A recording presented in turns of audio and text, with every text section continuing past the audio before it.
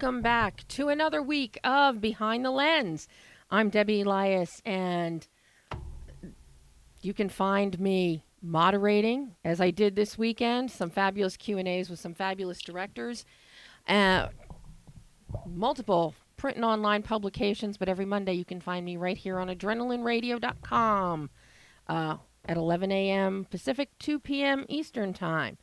And today, I know, a lot of you are already sick of hearing about today's show. I'm very excited because one of my guilty pleasure TV shows is The Last Ship. Last night was the season 3 finale. And today, joining us in just a few minutes, from whatever set he is shooting on today, as a matter of fact, we've been juggling times, Coronel, also known as Manuel Castillo, deposed and now incarcerated regional leader from The Last Ship. So Al will be with us shortly. At 11:30 today, we have some fabulous BFFs here talking about BFF the movie again. Andrea Grano and Karsian are going to be back with us. They were with us in June when the film was first circulating. Now it's available wide for many people on digital and home, and so they'll be here at 11:30 talking about that. But we'll have Al in just a few minutes. In the meantime, my partner in crime is here. Hello, Brian. Hello, Debbie. I'm going to let you catch your breath because I'm going to pull back the curtain here on the program.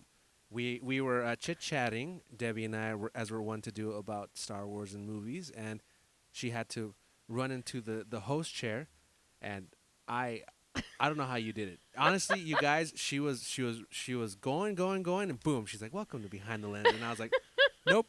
If that was me, I'd be like, "Oh, God, Behind the Lens." Well, I forgot that I hadn't turned the cameras on. Either we turn them on too early, and then we get into trouble for saying something maybe we shouldn't say, so then I need Brian to go in and delete things afterwards on the video, or we wait until the very last minute because we're chatting about everything that's been happening. Oh yeah, Debbie and I are just chatterboxes. What you don't get.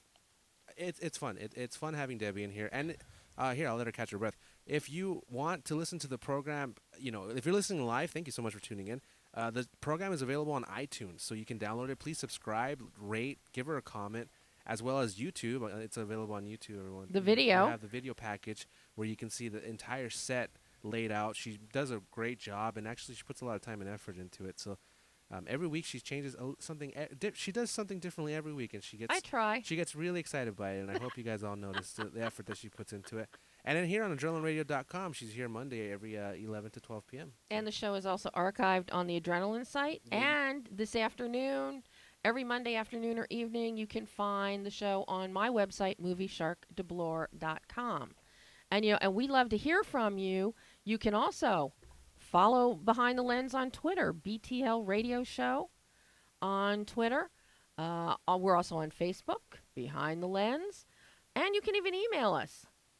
Of course, I can't always remember the email. I think it's btlradio@prodigy.net, but I'm not sure.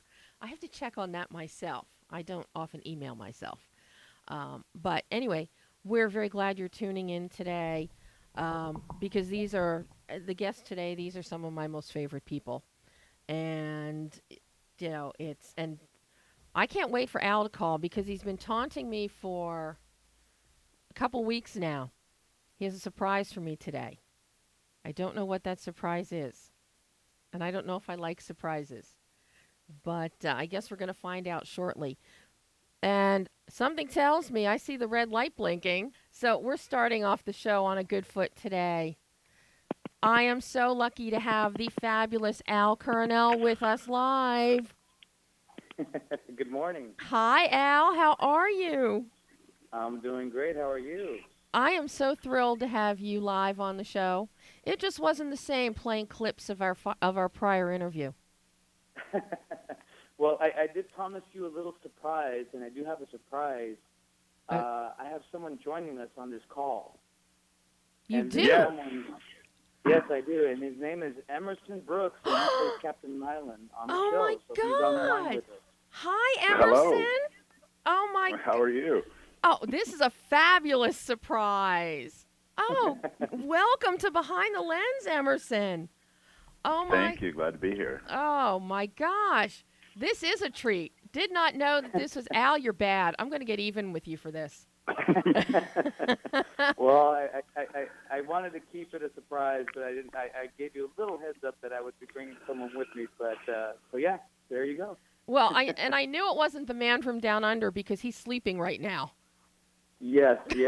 Brent is probably dead asleep, I'm sure. Well, welcome, guys. This is, as Al knows, I didn't get to watch the Pacific. I didn't get to watch when the show aired live last night. I was moderating Q&A at the WGA, but I got to see it on the encore presentation, and I also listened and watched on Twitch to the massive cast Twitterthon that was going on. Neither one of you were there, were you? I didn't see. No. Yeah, Stephen King had most of the cast present for a live tweet at a gathering in Santa Monica. We weren't there for that, unfortunately.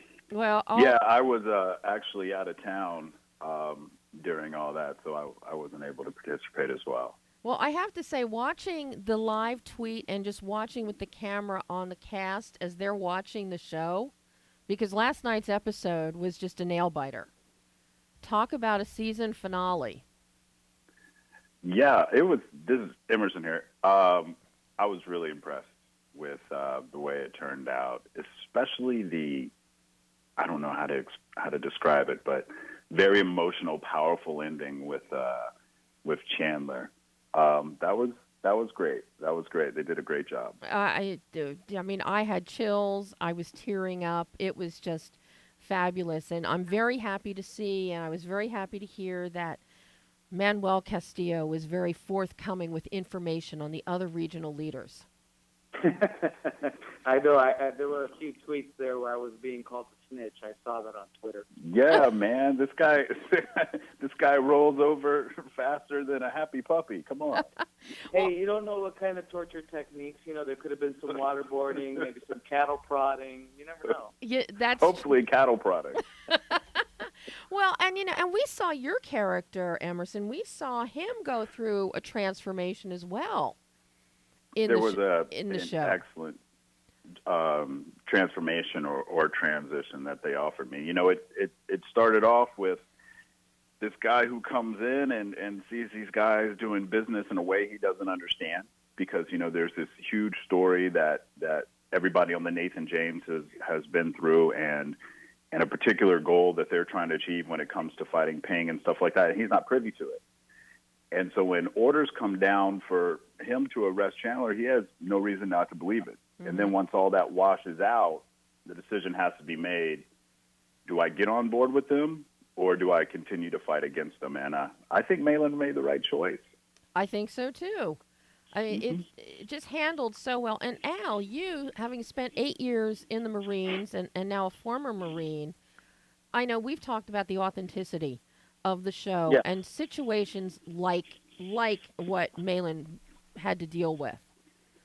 Is that something that that consistently impressed you about this show, especially this season?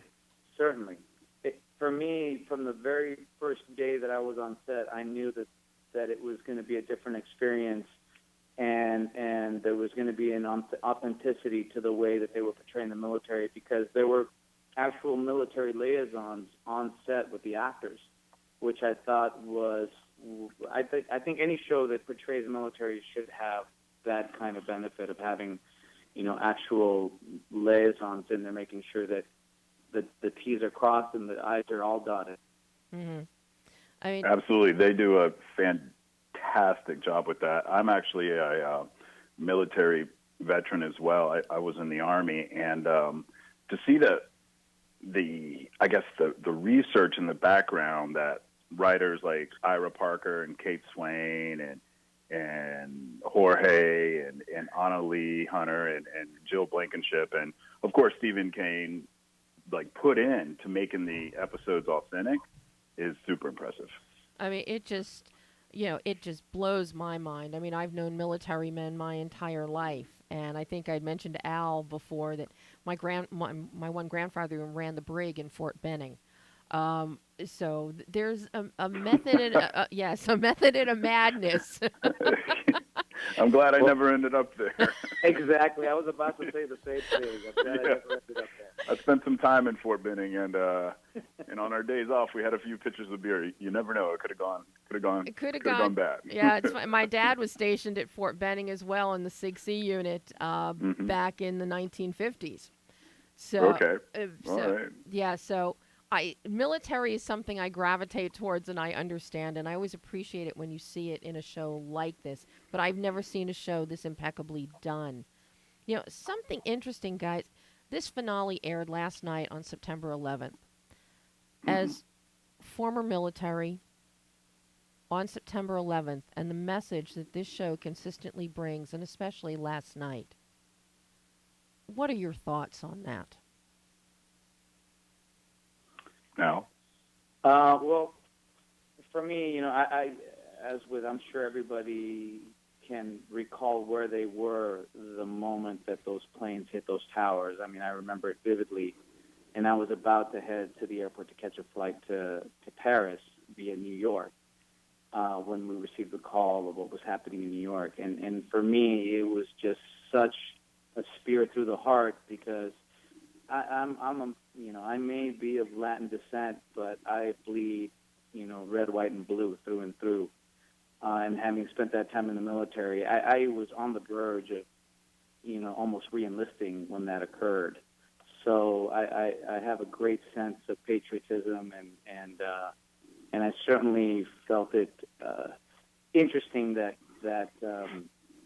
the episode was being aired on September 11th. So many things occurred during this season, with the delay of the season premiere, with the tragedy that happened in Orlando, and now, the fact that the finale ended up airing on September 11th, I just felt there was some irony to that.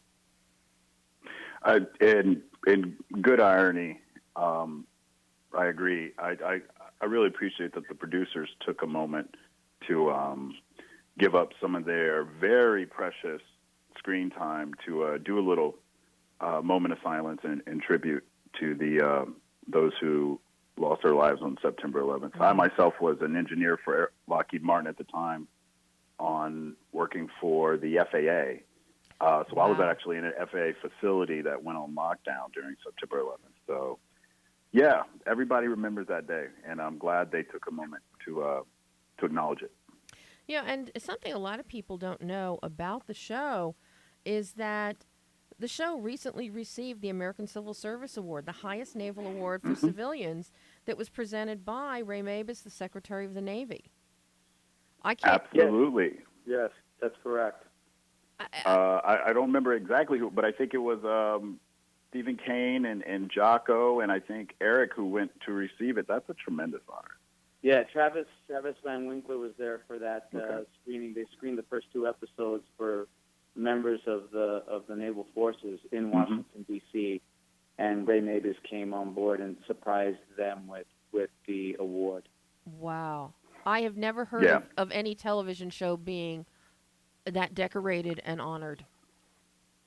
Me neither. And it's one of those things. It's like you talk to a lawyer and he'll say, "I never watch lawyer shows or law shows." You talk to a cop and he'll say, "I never watch police shows."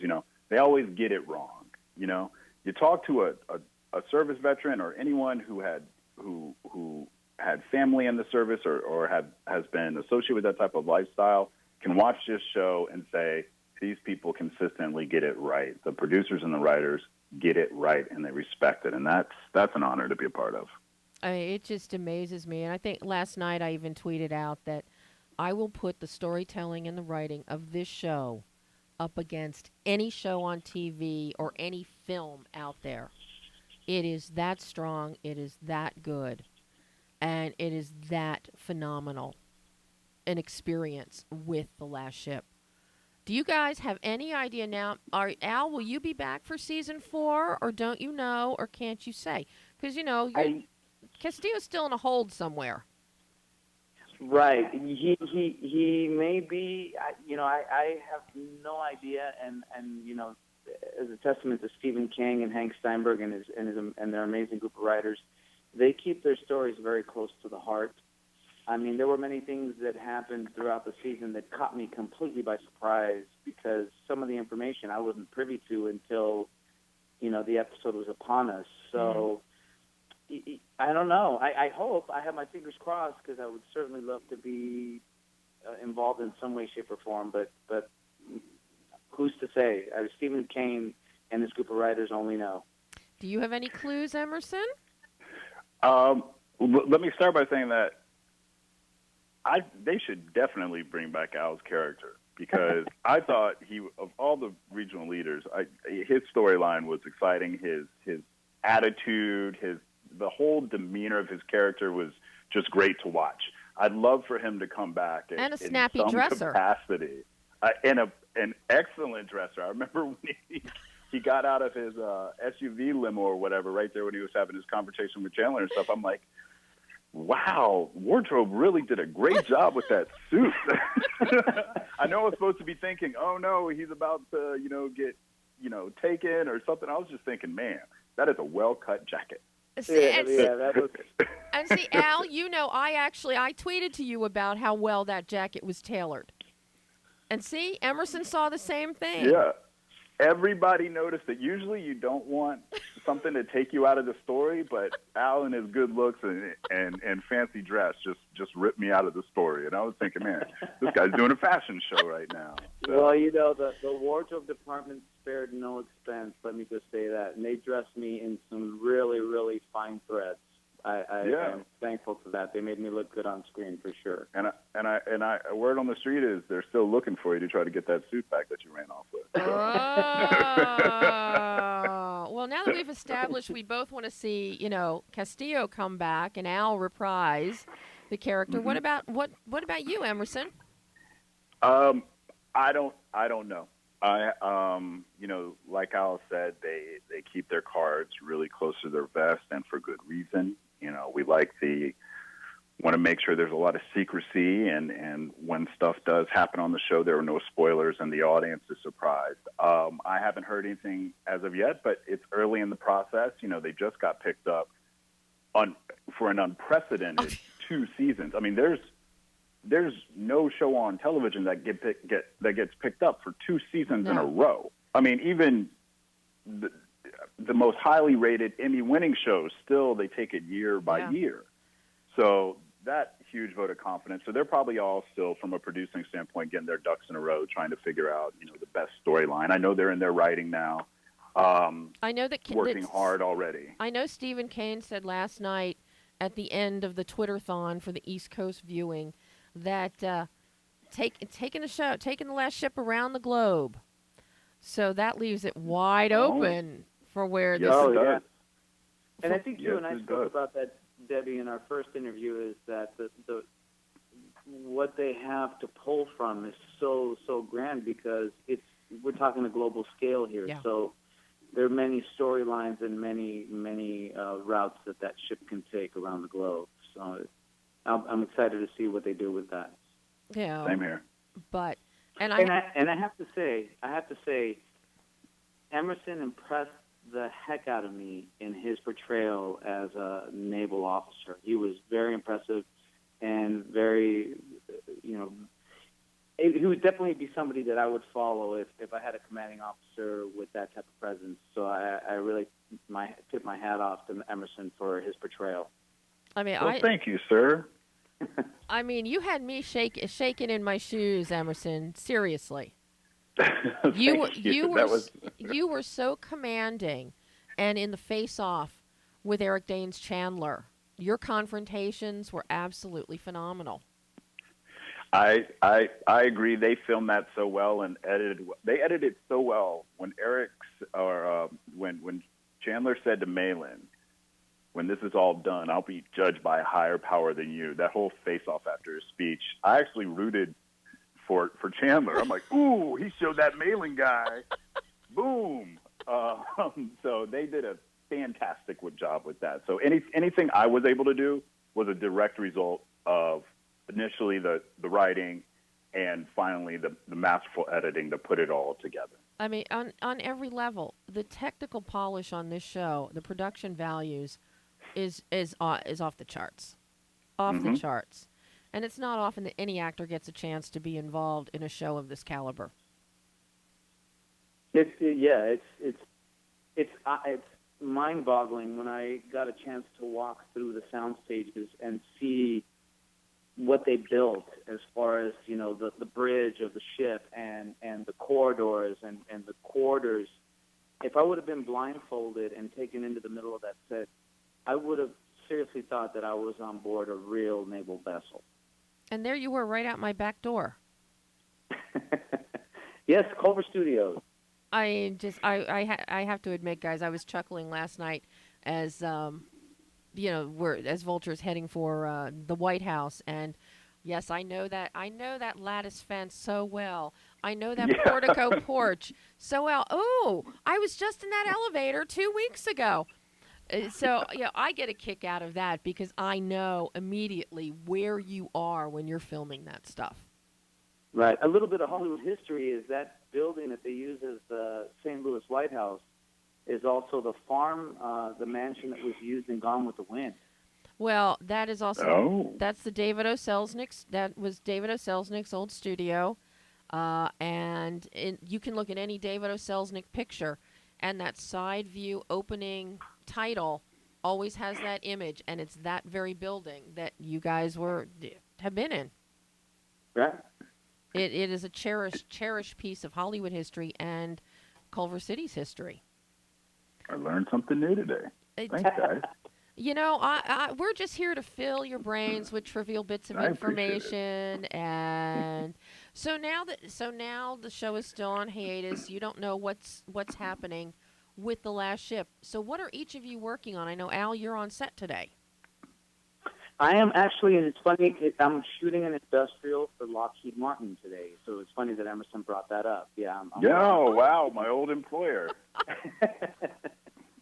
So that's what I'm currently doing. And I just shot an episode of the ABC series Notorious, and just excited I just finished up also filming the upcoming Wolverine sequel. I was out in New Mexico working with Hugh Jackman for a few weeks.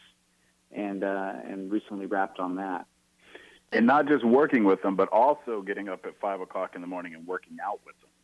Yeah, I got to work out with Hugh Jackman a few mornings, early mornings. You worked out with Hugh? What is that routine like? That man is a beast. He's got strength. I don't know where he gets it from, but he does the most impressive set of pull-ups. 5 counts up, 5 counts down, and puts out about 15 reps, where I was only getting out like 3, maybe 4 reps. It was incredible. Wow. Oh my! And then you're also in a few episodes of Secret and Lies that's premiering on ABC too. Yes, I have a 2 episode arc on this coming season of Secrets and Lies, and it was something that I actually shot long before The Last Ship, but for some reason that the release of the new season has been pushed back some time. Well, that's because, nobody wants to go up against The Last Ship in programming anymore. Can't blame them. That's right. Wise. Yeah. So what are you up to, Emerson? What are you working on? Well, the last few weeks I've been working on my tan and my wine knowledge by copious consumption up in wine country. Oh, good. But I take off to Atlanta on tomorrow or the day after to start shooting a new series, which I don't know if I can say the name. So I'm going to start shooting a brand new series for CBS this week. Oh, now is it pilot or has it already been picked up? It's already been picked up. Okay. It's going to be. What's the best way to put it? Those of us who cut our teeth during the 80s are going to be a huge fan of the show. I'll put it that way. Exactly. Mm-hmm. So, in other words, Al knows what this is. Oh, yeah. Yeah, he knows. Emerson and I are pals, and we keep each other updated as to what each of us may be working on. Oh, my God. He's been over to the house a few times. Yes. Well, also to consume wine. Yeah. So now this is very important here for some of our listeners who I know are listening right now, and I know of their copious wine consumption also. Any wine recommendations, Emerson, that you learned on this recent excursion? Oh, man. Wine is my hobby in a way, which is pretty much the best hobby you can have, in my opinion. I would say Central Coast, like Santa Barbara area, Pinot Noirs right now are an absolute fantastic value for what you get. They're fruit forward, they're balanced, they're flavorful, and you can get them at an excellent price point all over the country. I highly recommend it. Well, there we have it. Straight from Captain Meylan himself. Yes. Oh my God. Well, I know, Al, you have to get back on set. I do, yes. You do. They were so gracious in granting me the time to step away for the interview, and I'm so glad that they did. Oh, I am so glad to. I can't thank you guys enough. I hope both of you will come back on the show. Thank you. Thank you very much. Well, I'm going to hound you to death to do it again, Al. You know that. And I want to thank all the fans. I mean, the fans, I did not realize how big of a fan base the show has, but it's pretty huge. I have to say that that's been, for me as well, very surprising. And one of what's the best way to put it? It has added so much to just watching the episodes for me. The fans are so interactive and so great to interact with and so positive and so supportive that I miss scenes sometimes because I'm sitting there interacting with fans. And that's something I've really never done before because, I don't know, I've never seen a fan base that's been so personally attached to this show like this. So that's been an absolute pleasure. Well, I'm sure it will continue through the next 2 seasons and only grow. And all I can say to Stephen Kane is, bring both of these men back. I want you both for the next 2 seasons. Oh, that would be fun. Oh, guys, thank you so much. This has been the best surprise ever, Al. The best surprise. Oh, you're very welcomed. You're very welcomed. And thank you to Emerson for agreeing to join me. Oh, my pleasure, man. That was my so pleasure. nice. Thanks, guys, so much. And I'll talk to you soon. All right. Have a good one. You too. All Bye-bye. Right, and that was Al Coronel of The Last Ship and my surprise of Emerson Brooks of The Last Ship. Amazing. Amazing. Absolutely amazing. I can't thank these guys enough. We're going to take a short break. And when we come back, we will have Tara Karsian and the lovely Ms. Grano with us. So, stay tuned. We'll be back after this.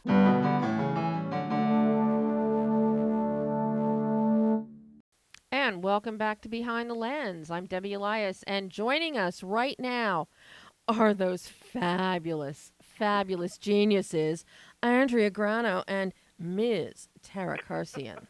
Oh, wow. See? Already more respect for Tara Karsian. Well, she's on my payroll now. Oh, hey, I will go on anybody's payroll. That's what we've heard, lady. We'll talk after the interview, Debbie, and we'll talk after for well, sure. Hi. I am so thrilled to have you guys back. I mean, you got something to follow up here after the boys from The Last Ship.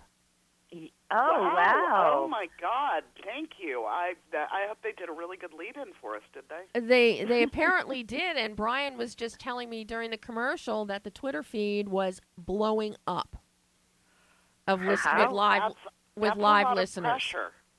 Well, if any two women can handle it, I know the two of you can. I love her. I love her. We love you. I have every confidence. You shouldn't. Okay, fine. I won't. But you know, now I don't know, Tara, if Andrea told you, but I pointed out to her because she had mentioned, okay, maybe we'll get Jeffrey Vincent Priest back on, which would have been, oh my God, General Hospital fans, Last Ship fans, BFF fans. I don't know if Twitter could have handled it. We could have taken it down. We would have broken the internet. But you know, unfortunately, Jeffrey is off working, and you know, I really think it's gotten to the point he needs to finance your next project. I mean, General Hospital, they kill him off. They bring him back as a ghost. Now they give him a new character who's the twin brother of the dead guy he played. Right? And I mean, yeah, not only does he need to bankroll the next movie, he needs to bankroll the next 2 movies, and I need a new car. So, Mr. I Priest needs think to. too that he should play 3 roles in the movie. He should play a bad guy, a ghost, and a good guy all in one. Well, I you know, think he can do that. and we know that he can do this because we're seeing him do this.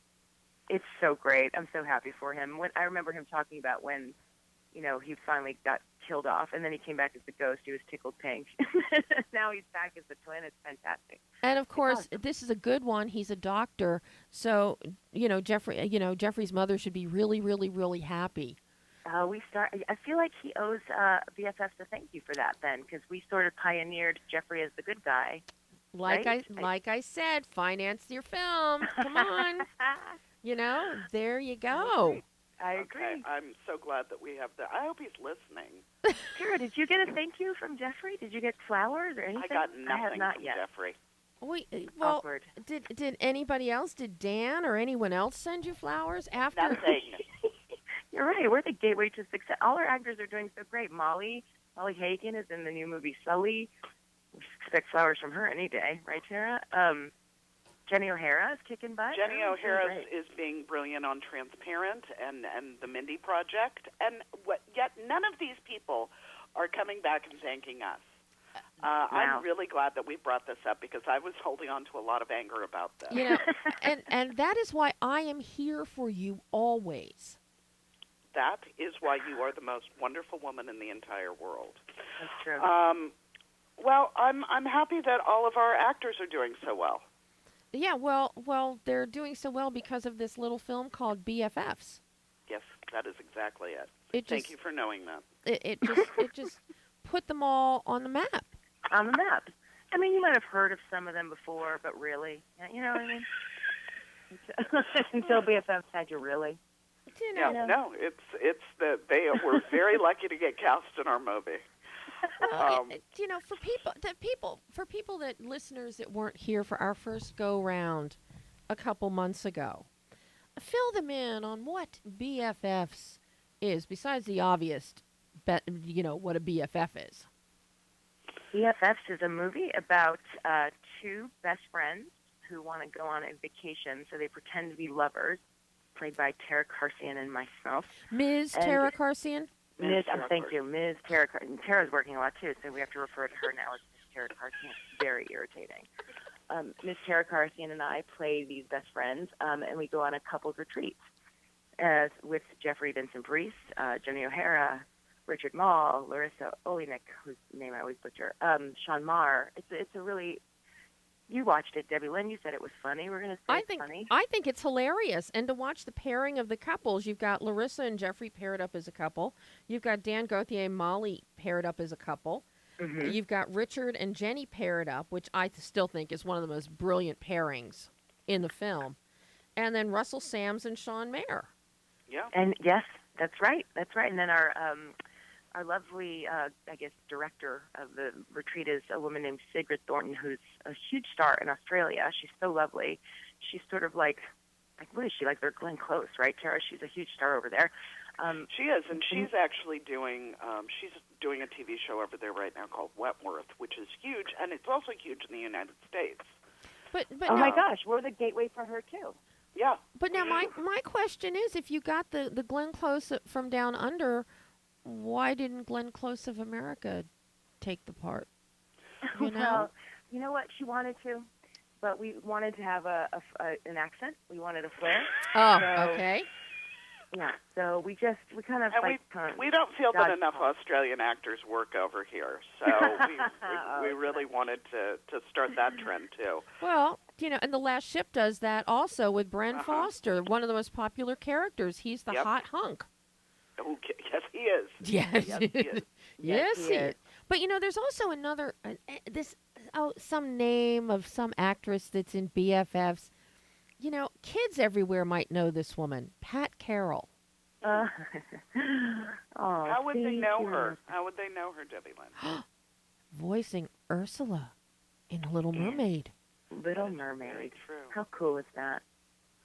That's so cool. Your mother, Tara, is Ursula in The Little Mermaid.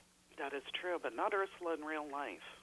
No, but you know that she said once. I think the week that she got The Little Mermaid, I said, "Oh, where are you going?" And she said, "Oh, I'm going to do this voiceover for this Disney movie." And she had always wanted to do a Disney movie. And I said, "Oh, what is it?" And she told me. And I said, "Wouldn't it be funny if that's the thing you were remembered for?"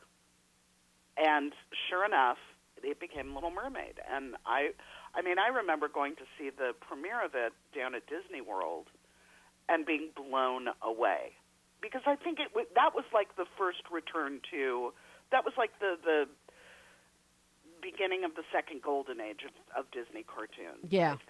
I think. Yeah. You know, because how then cool. you got Beauty You had and to see the Beast. premiere. Of course you did. How fun. Yeah, it was amazing. But it was, so yeah, I think it's a pretty cool gig. No, Chris, for me, I will always remember your mother for Cinderella. Yes. Yes, yeah. There's a whole generation that yes, remembers that. That's still my favorite version. Really? That is. I'm gonna tell her that. She'll love that, because a lot of people really loved the Julie Andrews one. No, that is my favorite version with Leslie Ann Warren, with, of course, Stuart Damon, who General Hospital. That's right. Back to G. You know, Ginger Rogers. I mean, that to me is my all-time favorite Cinderella. Yeah. Well, I have to see it. I've never seen it. Now I feel bad. Excuse us. This is I why know. Tara is called Ms. Karsian. And I'm just Andrea. I know, you're right. Andrea and Miss Karsian. That's bad. I have a DVD of it, Andrea. I'll give it to you. Oh my gosh! See, there's perks to being Miss Karsian's friend. There really is. But you know, This is about the only one. One of the great perks about you two being friends is that you have this incredible sense of comedic timing, and you're able to structure it into a story, into a film it has moments of poignancy, moments of lust, and lots of moments of absolute hilarity. And it all fits. Thank you. That's so nice. We've Thank ever you. gotten. Well, you know, Tara, I have Tara to thank for the comedy thing, because I've always sort of been more attracted to drama. And I said, "Oh, you're the comedian. I'm the But I think together, it's the relationships are funny to me. When I watch a movie, dynamics are funny to me. So I love that we were able to hopefully bring that on camera together, our friendship, which on camera I think works. In person, it's very uncomfortable for people, right? Very uncomfortable. People, the way we tease each other, we were in the elevator on Friday night going to dinner, and I made one of our, like, a BFF joke to her in the elevator, and a woman in the elevator went, mm-mm. She was very upset with me. She was very upset with me. I had to explain the whole thing. I'd say, forget it. Well, years ago at my one brother's wedding, you know, somebody actually came up to my dad, and it's like, me and my siblings, it's like sniping, snarky, you know, insulting, always has been. And this is how we were talking to each other at the wedding. And some guest goes up to our dad, and says, you know, is something wrong? You know, what's going on with them? You know, this is not normal. He goes, oh no, if this was not happening, I'd really be worried. See? But it must come from one of your true. parents. I think, is your dad funny? I think friendships and family dynamics and stuff like that, to me, there is no clearer. It's so obvious to me when a family truly loves each other by how abusive they are, you know, and being able to joke and laugh about that. I think the greatest gift my parents gave my family was the ability to laugh at anything, even things that are inappropriate. But, that's true. You know, and I think that's very true of Andrea and I have a very kind of sisterly relationship, because we can be so abusive to each other, and it's done in total love 90% of the time. Yeah, 87. You know, 87. You're right. Unlike me and my sister, and, you know, I'm looking for a hitman on the cheap, so, you know. It's I don't different, know right, with your sisters. And Tara and I say this all the time. There's no one who you can fight with like your sister. Isn't that true? Oh. It's like brawling. It's crazy. You know, and that's what's so cool about BFFs and the characters you create, because the dynamics that you have going on between people, You know, it's like Dan Gauthier and Molly Hagan as David and Rebecca are so vitriolic, and you sit there mortified, but it's funny. It is funny, but it's heartbreaking at the same time, and I think that speaks to the brilliance of the two actors. Because watching that, I think to this day, that's probably one of my favorite moments in the movie, is those two, because we've all seen couples like that. Sometimes we've been couples like that, you know, but they're so brilliant in that scene, and totally believable as a couple. Mm-hmm. That's not, even the two of you are believable as a couple. Yeah.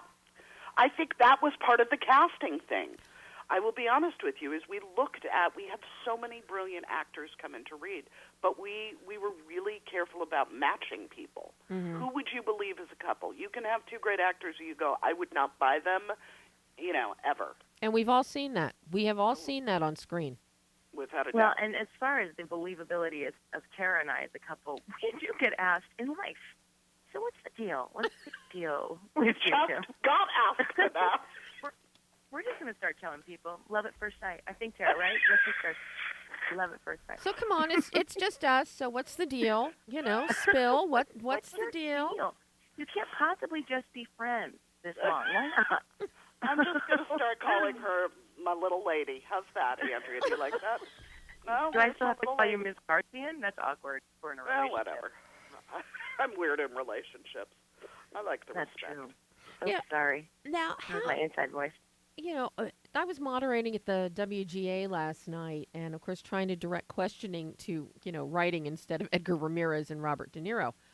Oh my gosh, how fun! Wow. Well, they weren't there. I had Jonathan Jakubowicz, the writer-director of Hands of Stone. Cool. But it's writers sit at the WGA, and the whole idea was, you know, to ask questions about writing, because this is like the kickoff for, you know, awards season. Mm-hmm. Right. And possible writing. No, the writers there wanted to know, so how do you get Robert De Niro to do your film? How do you get Edgar Ramirez to do your film? Oh, God. Well, you write a great script. Isn't that where you start? See, and that's what I love with your film, is that the script is so solid, the script is good, that you probably could have gone and gotten a Robert De Niro if you wanted. Well, and if you had the money. If we had the money, there's the key. You know, I will say in the casting process, some people came in. One was an Emmy winner. One was a guy I'd watched literally on my soap since I was a kid. I was so overwhelmed by the response to our script. I don't think Tara and I knew how hungry actors were for comedies that were grounded, and I'm just going to say it. I think, pretty well written. We didn't realize it at the time, but we heard enough feedback that it was well written. It was really humbling how many people came in. We stuck to our original plan, which was chemistry and people matching up, and so we didn't end up using those two particular actors I'm talking about, but wow, is it hard not to, because how amazing that they even came in. Everyone came in and said, we don't normally do films with this budget, but, you know. So. Look, let's face it, nobody normally does films of this budget. No, that's true. Who would? They don't, and that's why I think we were as shocked as, quite honestly, the casting directors, that people were coming in, and people were actually reading for us. These people are usually offer only, or you do a direct offer to them, and I think it was an incredible experience, because we also learned a tremendous amount of just watching people say our words and make these choices that we would have never thought of. Now let me ask you, because you have the words on the page, you have your people come in and read, you cast, you find the chemistry, but then do you stick with the words of the page, or do you tweak things to fit the chemistry of your couplings? We only had to tweak J.K. Jonah, played by Russell Sams and Sean Maher, because in our script, the dynamic was a big age difference, and because we cast those two, the age difference wasn't significant enough to keep some of those lines, so we changed that dynamic a little bit. Mm-hmm. But otherwise, no, right, Tara? I mean, We didn't have to change much at all. We're confused, but I think it's between 3 and 5 lines that are actually improv in the movie.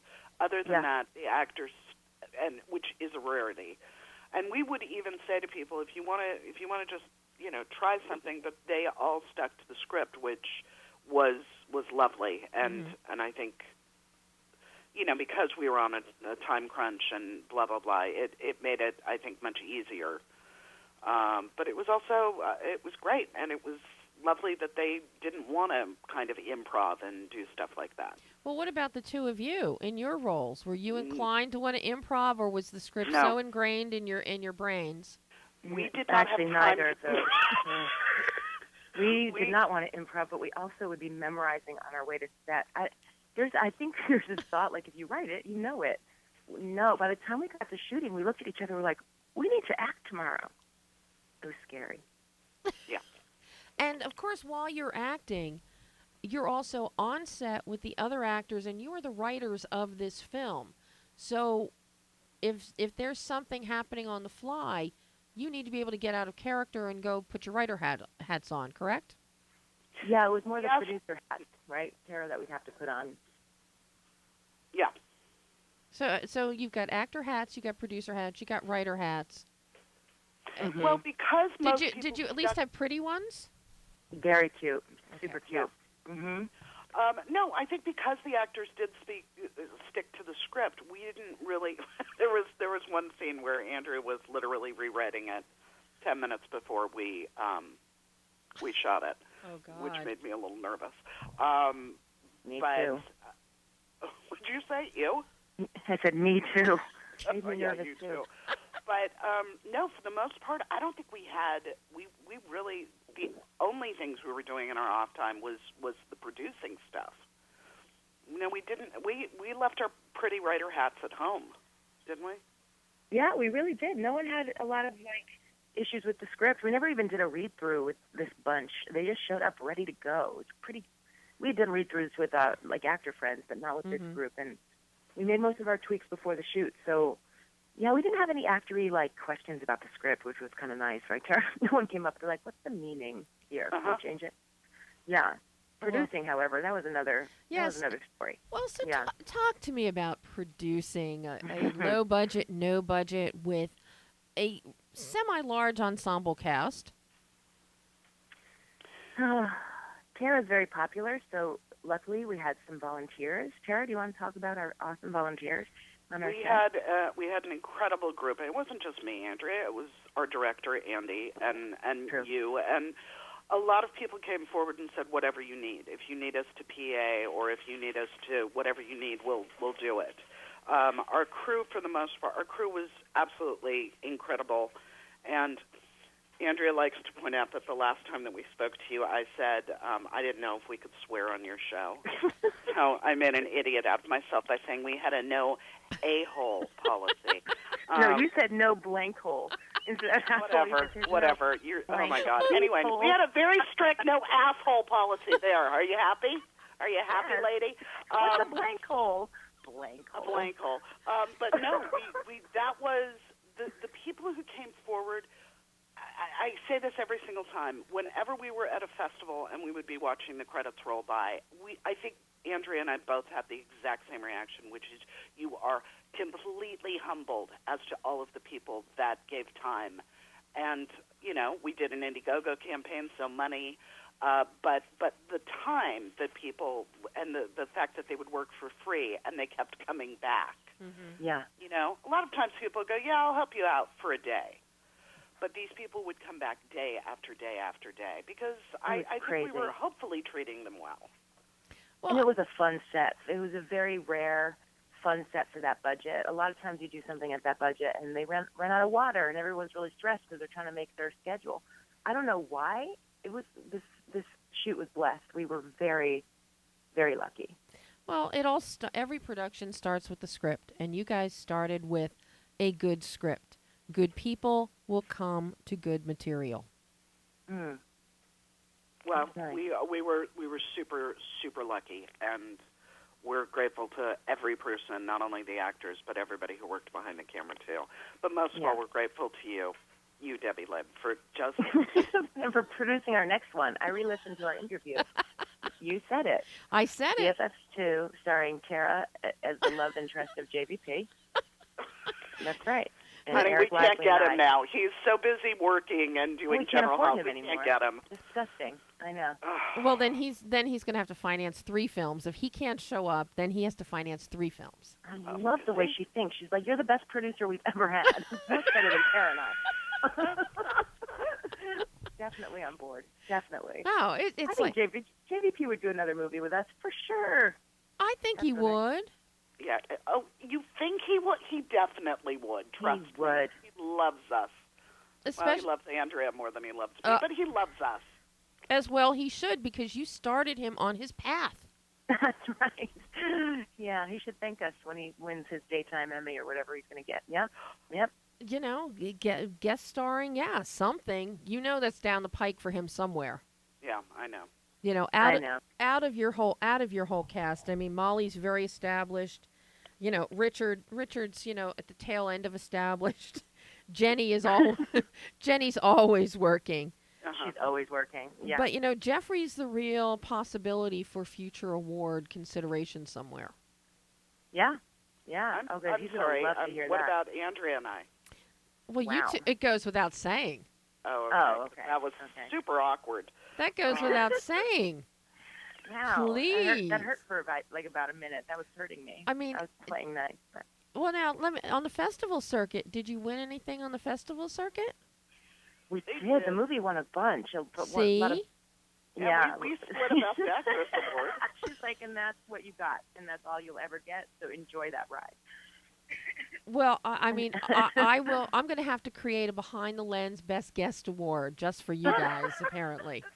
And You she'll need give to it win to something JVP. now. Thank you. Anyway. She's gonna call us and be like, "Sorry, you were runners up. We created the award for you, but you didn't win it." That's gonna be very sad.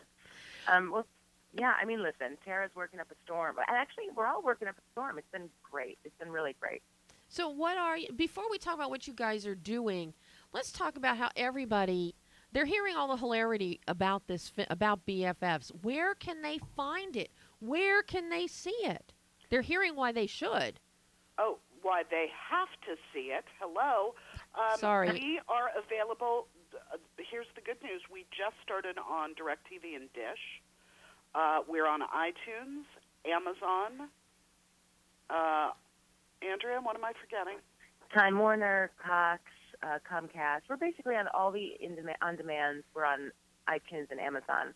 Hopefully, we'll be there for the next few months before we move on to other platforms. So it would be lovely if people rented it. It's hard to get a small movie out there. So And appreciate any I'm support. sure on Time Warner or something it's probably like $3.99 or $4.99. Yeah, exactly. And this And if they get confused as to where, they can go on BFFsthemovie.com, and all of the information is there on our website.